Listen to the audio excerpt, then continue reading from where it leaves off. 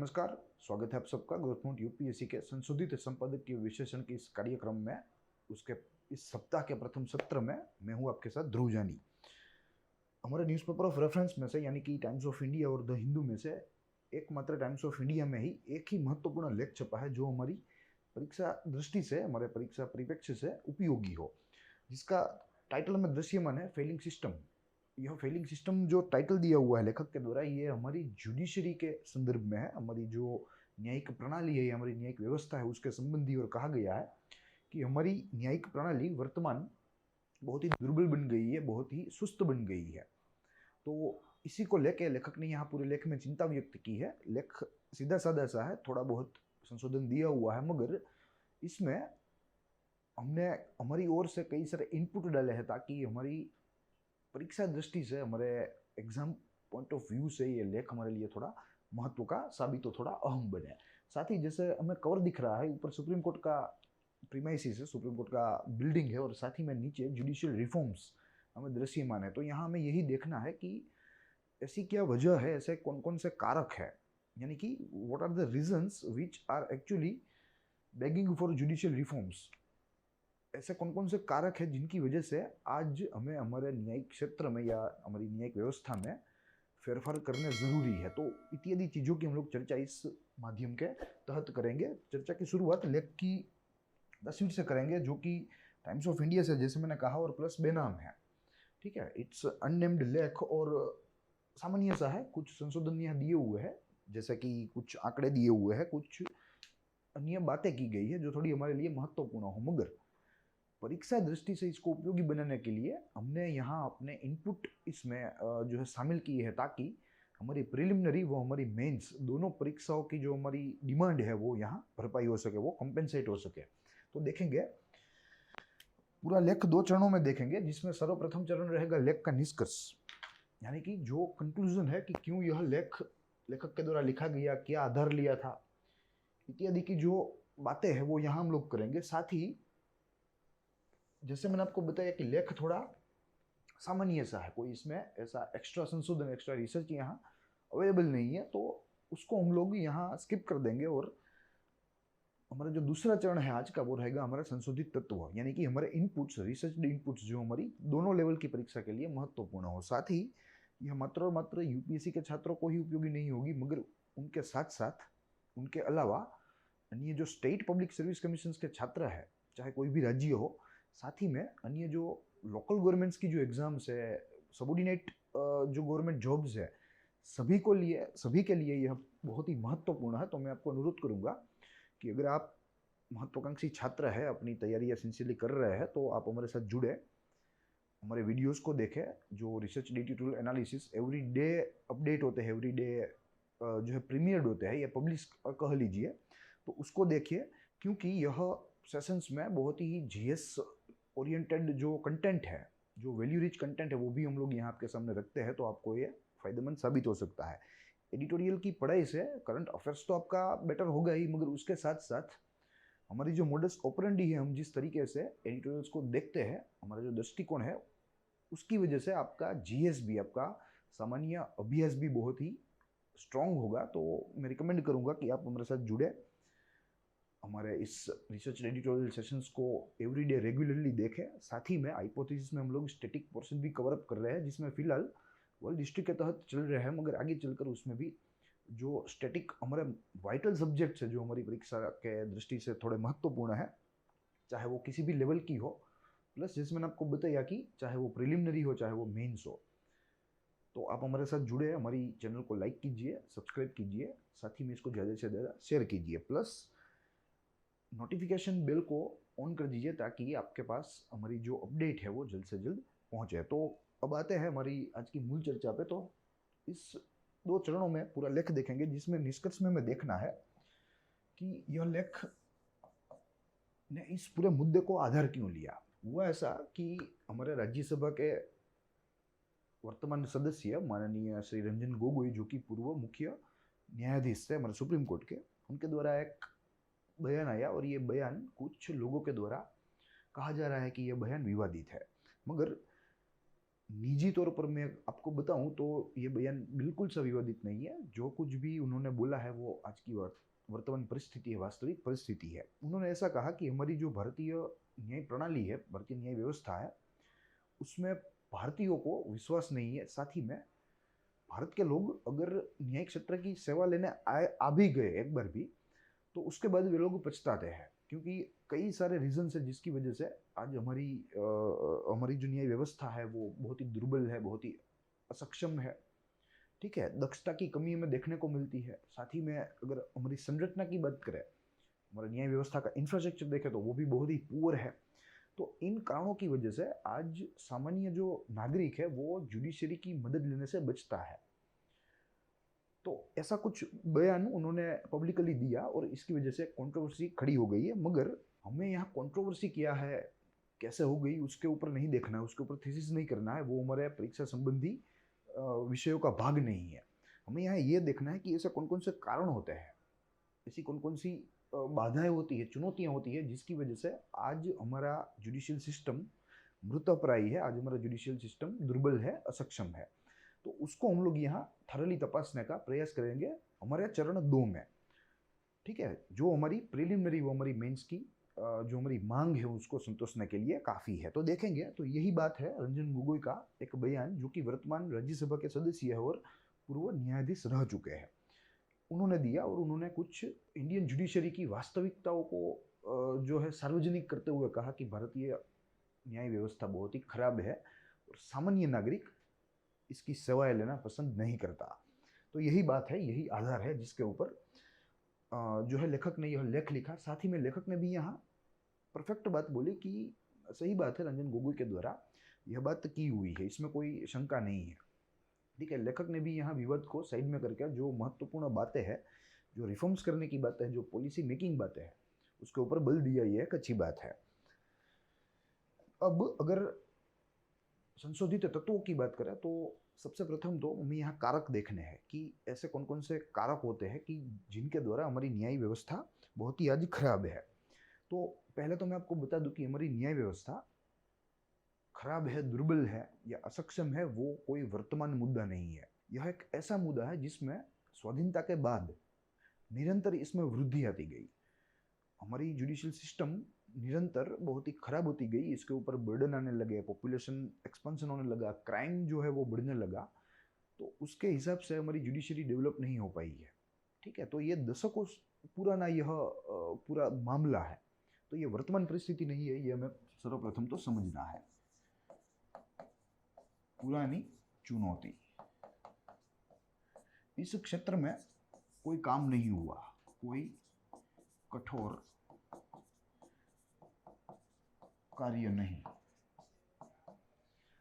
इसका एक कारण है गवर्नमेंट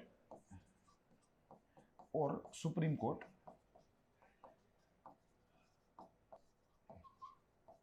के बीच में अहम की लड़ाई, अहम लड़ाई।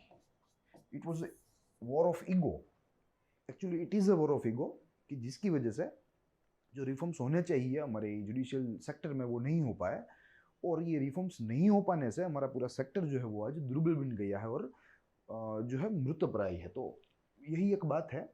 अब हमें देखना है कि ऐसे कौन कौन से कारण है जिसकी वजह से आज हमारी इस न्यायिक व्यवस्था की ऐसी हालत है। तो उसके लिए हमारे पास एक स्मार्ट आर्ट रेडी है, जिसकी वजह से हम लोग कुछ चीज़ों को, कुछ कारणों को समझने का प्रयास करेंगे। यह कोर मुद्दा है, issues faced by the Indian judiciary.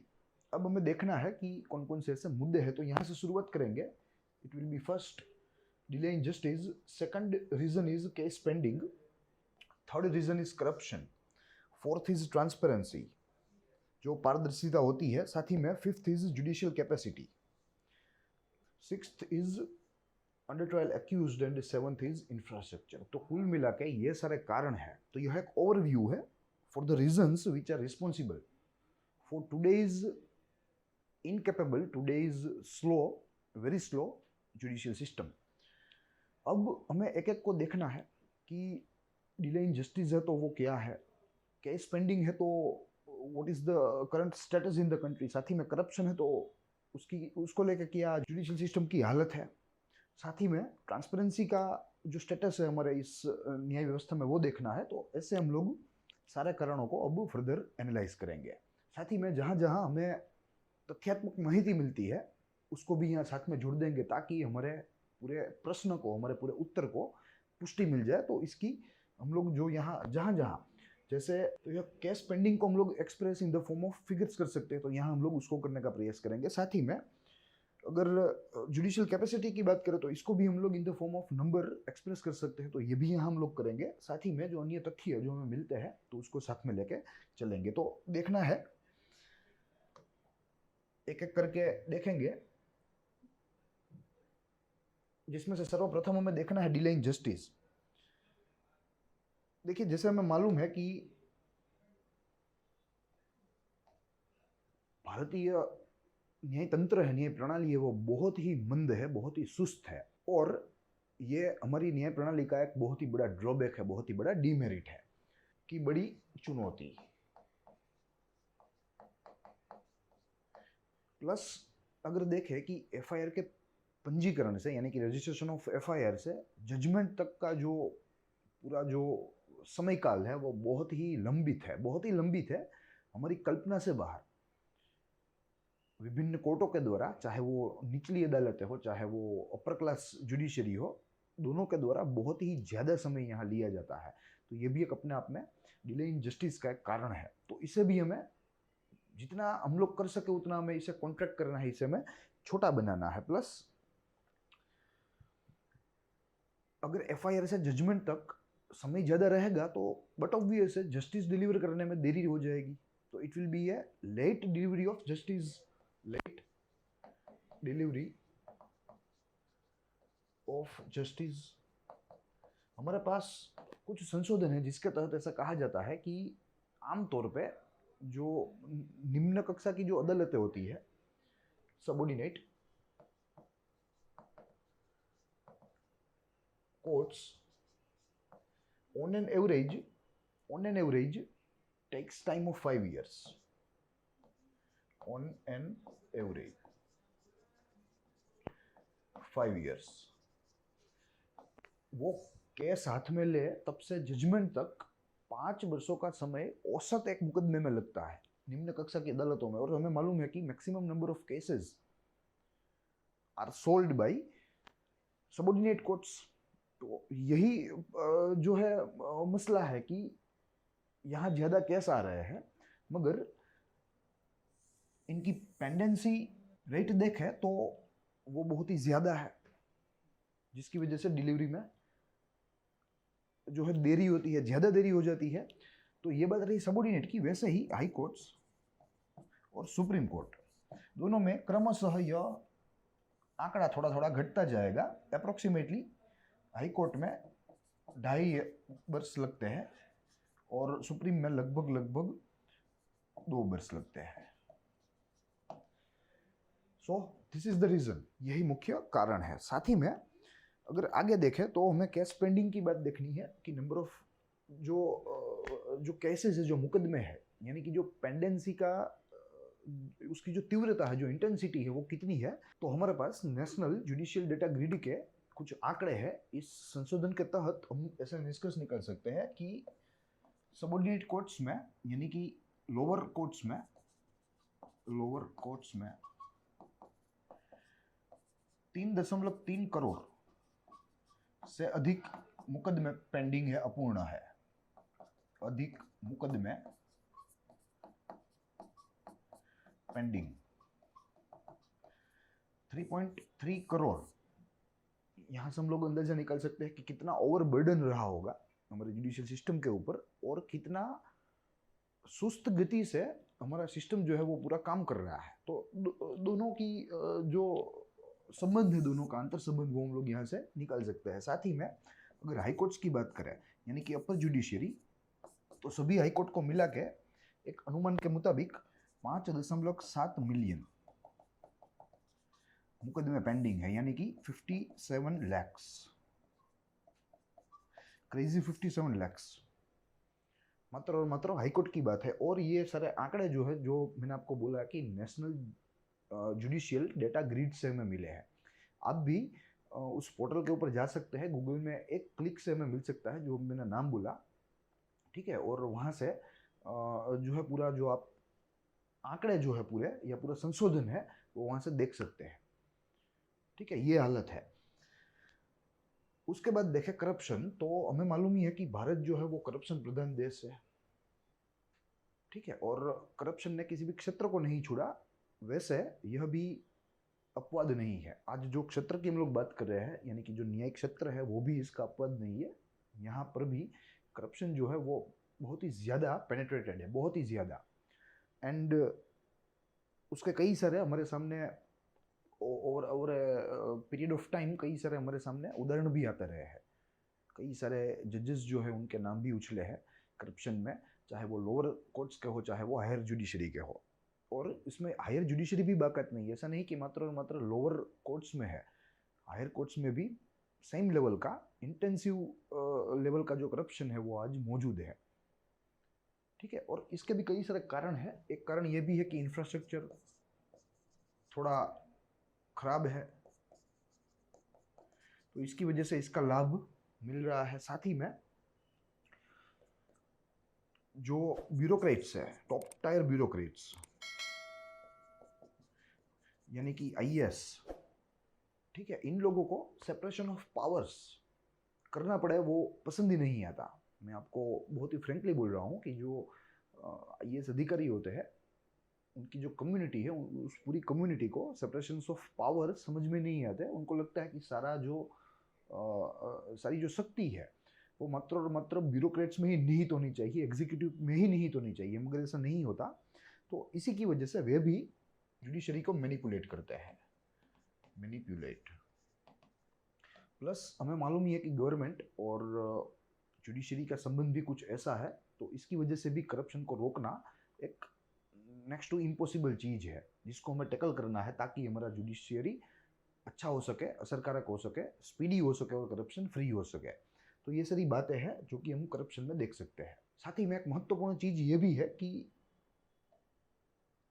Bharat के आईपीसी 1860s में जो हमारा कानून है, जो दंड संहिता जिसे हम कहते हैं, उसमें जज लोगों को अरेस्ट करने की, उनके सामने एफआईआर करने की, एफआईआर रजिस्टर करने की कोई प्रोविजन ही नहीं है। There is no single provision regarding the registration of FIR of a जज in the case of bribe. तो ये एक हमें फेरफार महत्वपूर्ण करना चाहिए और ये प्रोविजन को हमें इंक्लूड करना चाहिए।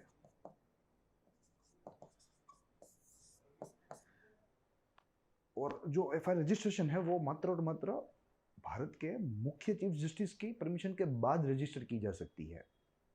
If any law enforcement department want to register FIR, then they should take a prior permission of chief justice of India to do so. तो ये भी एक बात है जिसकी वजह से कि इन लोगों को जो इम्यूनिटी मिली हुई है, इसकी वजह से ये पूरा जो कम्युनिटी है पूरी जजेस की वो बेखौफ है। तो ये भी एक करप्शन का मुख्य कारण हो सकता है। साथ ही में इसके बाद का मुद्दा है ट्रांसपेरेंसी का। भारत के तो ये भी एक बात है कि भारत के न्यायिक क्षेत्र में ट्रांसपेरेंसी भी बहुत ही कम है, बहुत ही निम्न कक्षा की है पारदर्शिता, और ये भी एक कारण है कि करप्शन हद से ज्यादा है। साथ ही में आरटीआई, राइट टू इंफॉर्मेशन, इसकी पूर्वी में पूरी इंडियन जुडिशरी नहीं आती। तो इससे भी इम्यूनिटी यह लैक ऑफ ट्रांसपेरेंसी को ट्रिगर करेगी। Transparency, it will definitely trigger the lack of transparency, क्योंकि आरटीआई में जवाबदेही फिक्स होती है किसी भी सरकारी डिपार्टमेंट या सरकारी मंत्रालय की या सरकारी कोई निगम की, मगर यहाँ पूरी जुडिशरी को इसके पर रखा गया है। तो ये भी एक अच्छी बात नहीं है, ये भी ट्रांसपेरेंसी को कम करने में बहुत ही अहम भूमिका निभाती है। साथ ही यहाँ एक बात ये भी है कि अपॉइंटमेंट ऑफ जजेस, अपॉइंटमेंट ऑफ जजेस, इसमें भी ट्रांसपेरेंसी नहीं है। प्लस ये जो पूरी सिस्टम है वो थोड़ी स्लो है। जो कॉलेजियम एक मैकेनिज्म होता है इन जजों की नियुक्ति के लिए, इन जजों की नियुक्ति के लिए, यह कॉलेजियम को भी जो है आउटडेटेड माना जा रहा है और कहा जा रहा है कि इसके बदले कोई अपडेटेड सिस्टम आनी चाहिए। नरेंद्र मोदी के नेतृत्व में एनडीए की सरकार ने यह जो है यह प्रयत्न भी किया वर्ष 2017 में, जब नेशनल जुडिशियल अपॉइंटमेंट कमेटी को लेके आए, जिसके तहत कॉलेजियम पूरा खत्म होना था और नई एक जो है एक मैकेनिज्म एस्टेब्लिश होना था। ठीक है, मगर कुछ कारणों की वजह से ये भी मौकूफ रखा गया। तो यहाँ ये बात भी हमें सुनिश्चित करनी है कि अपॉइंटमेंट ऑफ जजेस की वजह से भी ट्रांसपेरेंसी जो है वो थोड़ी कम हो रही है, क्योंकि यह प्रोसेस पूरी कम ट्रांसपेरेंट है, कम पारदर्शी है। उसके साथ जुडिशियल कैपेसिटी की अगर बात करें तो यहाँ हमें लॉ मिनिस्ट्री के कुछ आंकड़े मिले हैं, जिसके तहत हम लोग ये साबित कर सकते हैं कि भारत की न्याय प्रणाली को आज ज़्यादा से ज़्यादा भर्ती की ज़रूरत है, ज़्यादा से ज़्यादा रिक्रूटमेंट की ज़रूरत है, क्योंकि it is running short of number of judges, it is running short of number of judicial people। तो उनकी संख्या को सुनिश्चित करने के लिए हमें ज़्यादा से ज़्यादा जुडिशियल पीपल की भर्ती करनी होगी या सरकार को करनी चाहिए। कहा जाता है कि आज कुल भारत में 21,000 जजेस है। देयर आर टोटल 21,000 जजेस इन इंडिया और 6,160 जजों की जो बैठक है वो वैकेंट है। That's why we are running short. जो आज 21,000 की जो हमारी संख्या है उसमें भी 6,160 जज जो है वह कम है, उनकी जगह बैठकें खाली है। तो ये भी एक अहम कारण है कि आज हमारी न्याय व्यवस्था बहुत ही सुस्त है, बहुत ही दुर्बल है या असक्षम कह लीजिए। ठीक है, प्लस हमें हम ये भी देखना है कि यह 6,160 में 5,700 से अधिक सबऑर्डिनेट कोर्ट्स में है, सबऑर्डिनेट कोर्ट्स, वहीं 400 से अधिक हाई कोर्ट्स में है। दोनों की संख्या हम लोग देख सकते हैं, एक होती है अप्रूव्ड या सैंक्शनड होती है और एक होती है एक्चुअल। ठीक है, तो यहाँ हाई कोर्ट के संदर्भ में अगर बात करें तो अप्रूव्ड है 1,000+ सीट्स, 1,000+ जजेस, मगर उसमें से 600 ही कार्यरत है। तो इसकी एक्चुअल हुई 600 और वैकेंसी हुई 400 की। साथ ही में सबऑर्डिनेट कोर्ट्स में भी कुछ ऐसी ही बात है, जो 5,700 की जो कमी हमें देख रही है। तो टोटल इसकी जो अप्रूव्ड है वो है 22,000 जजेस की, मगर आज चल रहा है 16,000 से मात्र डिस्ट्रिक्ट कोर्ट्स में और लोअर कोर्ट्स में। ठीक है, तो ये बात है। तो इसको हमें त्वरित ही युद्ध गति से सरकार को न्यायिक व्यवस्था की जो भर्तियां हैं उसको लाना चाहिए और इस भर्तियों की जो प्रक्रिया है पूरी उसको भी बहुत ही तेज बनाना चाहिए, ताकि यह जो वैकेंट सीट्स है वो हम लोग बहुत ही कम समय में भर पाए। तो ये एक बात रही। साथ ही में यहाँ ये भी कहा गया है कि जजेस पर पॉपुलेशन जो रेशियो है, ये रेशियो भी भारत के संदर्भ में बहुत ही खराब है। भारत की परिस्थिति के संदर्भ में भारत में 10 लाख व्यक्ति प्रति मात्र और मात्र 19 जजेस अवेलेबल है, जो कि हमारे प्रतिपक्षी जो ये प्रतिस्पर्धी हमारे जो डेवलप्ड नेशंस होते हैं उसमें यह आंकड़ा बहुत ही ज़्यादा होता है। तो ये भी एक कारण है कि आज हमारी व्यवस्था बिन असरकारक है। मैं यहाँ लिख सकता हूँ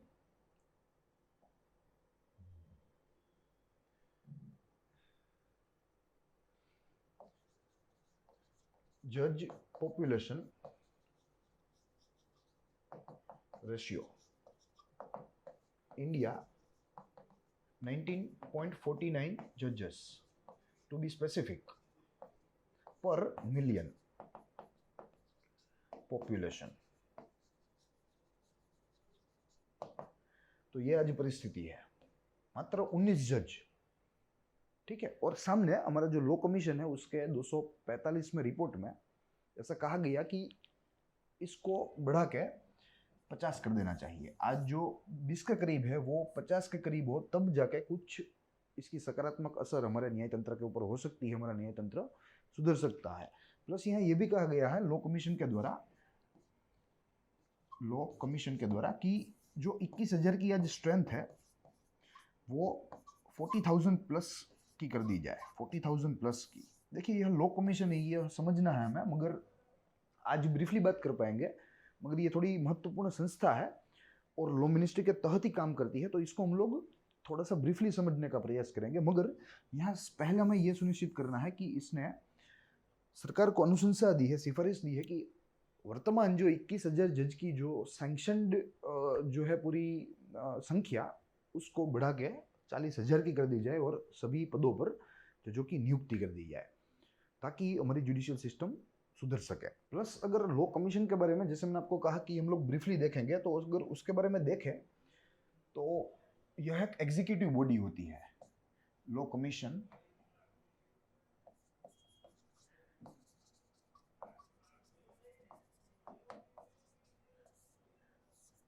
एग्जीक्यूटिव बॉडी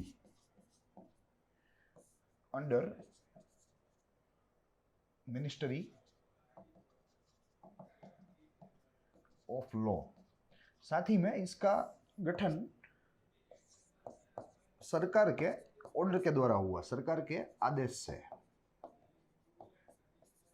से गठन। जैसे मैं मालूम है कि यह ऑर्डर भी यह एक प्रकार का सरकारी साधन है जिसकी वजह से भारत में लॉ एंड ऑर्डर की सिचुएशन को हैंडल कर सके।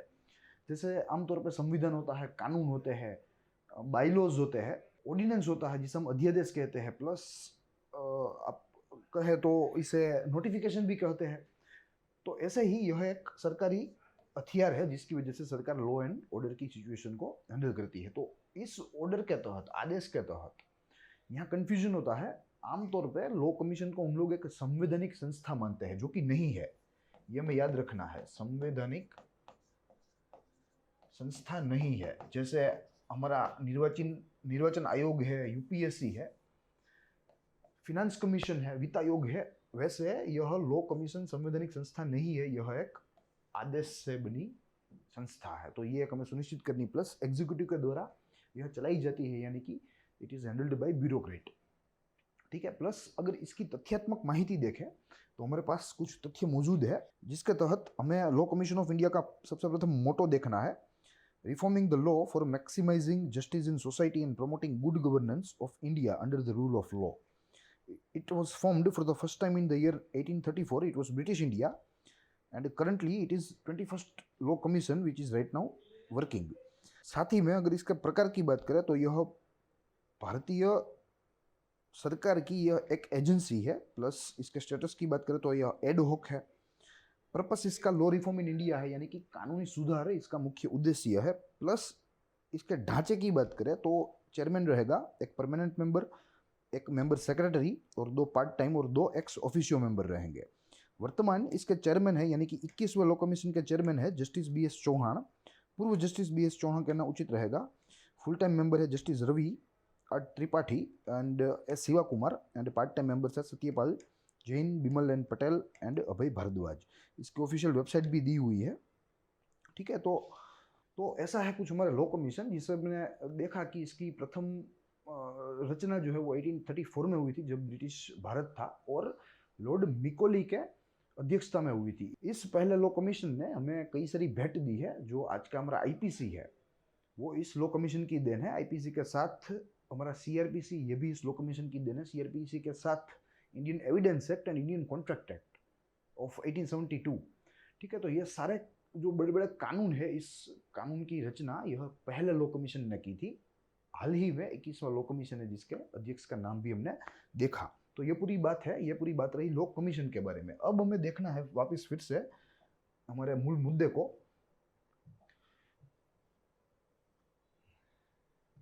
जिसके तहत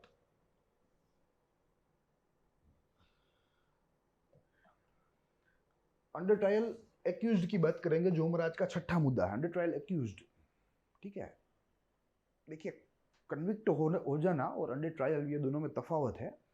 जब तक आप गिल्टी साबित नहीं होते, जब तक आप कोई गुनहगार साबित नहीं हो सकते, तब तक आप मात्र और मात्र आरोपी रहते हैं। तो आश्चर्य की स्थिति यह है कि भारत में ऐसे आरोपियों की संख्या ज्यादा है गुनहगारों की तुलना में। तो ये एक थोड़ी चिंताजनक बात है। Maximum number of under trial. और एक अनुमान के मुताबिक, एक संशोधन के मुताबिक, according to Indian prison status या इंडियन प्रिजन स्टैटिस्टिक्स 2019, ऐसा कहा जाता है कि there are total 4,25,000 plus prisoners in India. Total number of 4,25,000 prisoners in India. Out of that, 70% are under trial. Under trial, which will become roughly 3 lakh plus.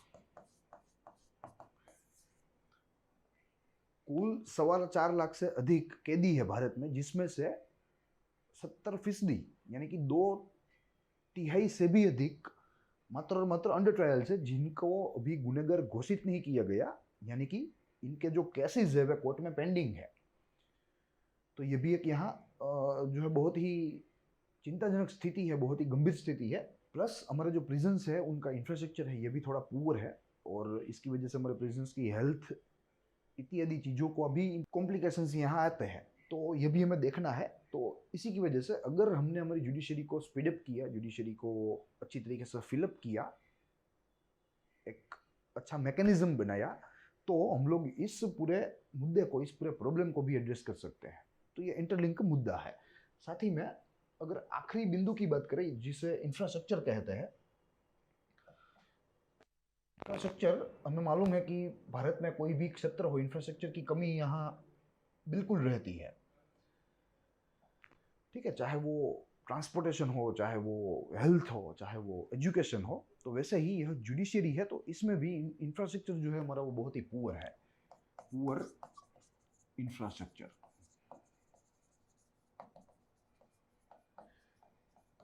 And it actually intensify corruption. अगर आपका infrastructure गलत है, खराब है, तो निसंदेह यह पूरे करप्शन को इंटेंसिफाई करेगा, करप्शन की वृद्धि होगी। प्लस हमारे जो कोर्ट रूम्स है, जो मेजोरिटीली यानी कि अधिकांश बहुत ही ट्रेडिशनल है, तो उनको भी हमें स्मार्ट कोर्ट रूम्स में तब्दील करना होगा, कोर्ट रूम्स में। प्लस जो अलाइड इंफ्रास्ट्रक्चर है, जैसे CCTV camera plus multimedia in a court room या इन द प्रीमाइसिस, इत्यादि चीज़ों को भी हमें प्रमोट करना होगा, तब जाके हम लोग हमारे जुडिशियल सिस्टम का इंफ्रास्ट्रक्चर बहुत ही अच्छा कर पाएंगे।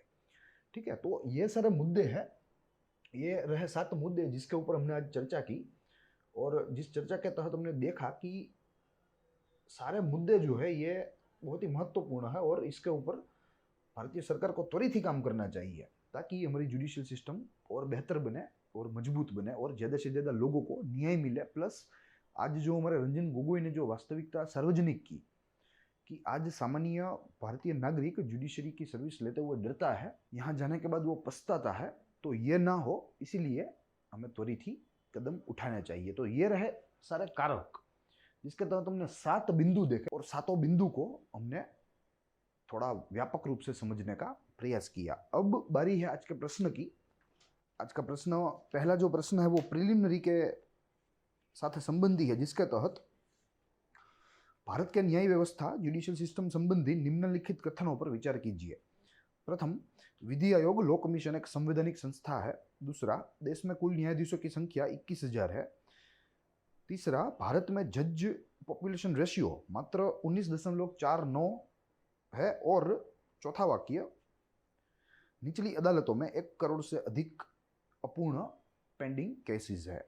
इसके ऑप्शन भी हमें दिए गए हैं, जिसके तहत उपयुक्त कथनों में से हमें सत्य कथनों को चुनना है। तो ऑप्शन ए केवल 1 और 3, ऑप्शन बी केवल 2 और 3, ऑप्शन सी केवल 1, और ऑप्शन डी केवल 3 और 4। आपको इसका सही जवाब कमेंट सेक्शन में कमेंट करना है। हमारी तरफ से इसका सत्य उत्तर इस वीडियो के कमेंट जो है बॉक्स में पिन अप किया जाएगा इस सेशन के प्रीमियर होने के कुछ घंटों के बाद। प्लस यहाँ एक मेंस का भी महत्वपूर्ण क्वेश्चन निकलता है जो आपके सामने है। वर्तमान भारत की न्याय व्यवस्था की दुर्बलता, असक्षमता, सुस्तता, कुप्रबंधन व दक्षता में कमी के जिम्मेदार कारकों का तथ्यात्मक विश्लेषण कीजिए।